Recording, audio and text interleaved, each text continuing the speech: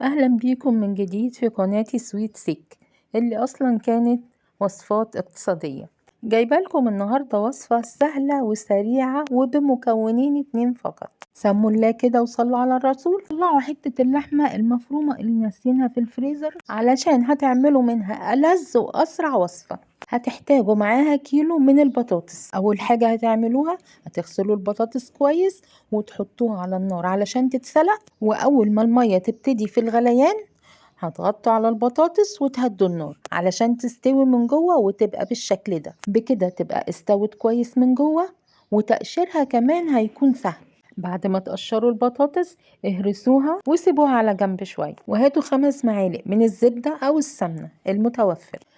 هتسيحوها شوية على النار طبعا لان البطاطس كده بردت. ضيفوا حوالي 3 معالق من الزبدة على البطاطس، والمعلقتين الباقيين خلوهم على جنب علشان هتحتاجوهم في الوصفة.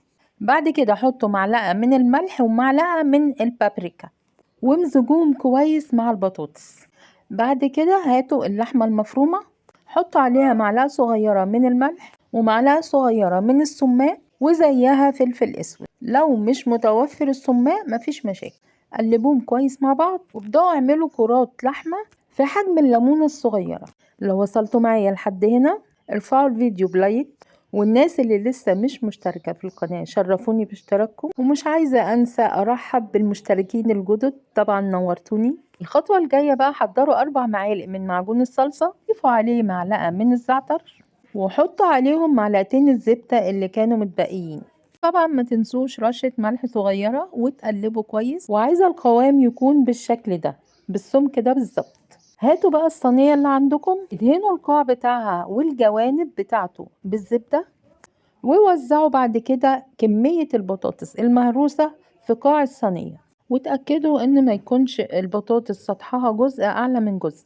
انا مستخدمة الهراسة علشان اتأكد من انتظام سمك البطاطس في الصينية. وبعد كده بدأت اظبطها بالسباتيولا كده مدهونة بجزء من الزبدة. حاولوا تعملوا فاصل ما بين البطاطس وحافة الصينية علشان الحروف ما تتحرقش في الفرن. هاتوا معجون الطماطم المتبل ادهنوا بيه سطح البطاطس وسيبوا جزء في البطاطس. وزعوا كرات اللحمة على سطح البطاطس بالشكل ده، وما بين فراغات اللحمة حطوا شرايح من الزيتون الأخضر أو الأسود المتوفر. أما الجزء اللي اتبقى من معجون الصلصة ادهنوا بيه كرات اللحمة ودخلوها فرن درجة حرارته 180 على الرف الأوسط لمدة 25 دقيقة، وبعدين خرجوها لما تتأكدوا ان كرات اللحمة خلاص نضجت واستوت تماما.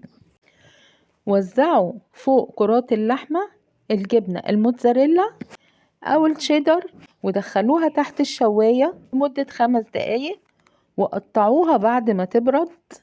المرة دي انا مش هقول لكم حاجة، مش هقول لكم ايه طعمها ولا ايه ريحتها. انا عايزاكم انتوا تجربوها وتقولوا لي ايه الاخبار. والناس بتوع جوع نص الليل يا ترى سدت معاكم ولا لا؟ احب اقول لكم الف هنا مقدما. لو عجبكم الفيديو ما تنسوش تحطوا لايك، واشوفكم على خير في وصفة جديدة، وكل سنة وانتوا طيبين. باي باي.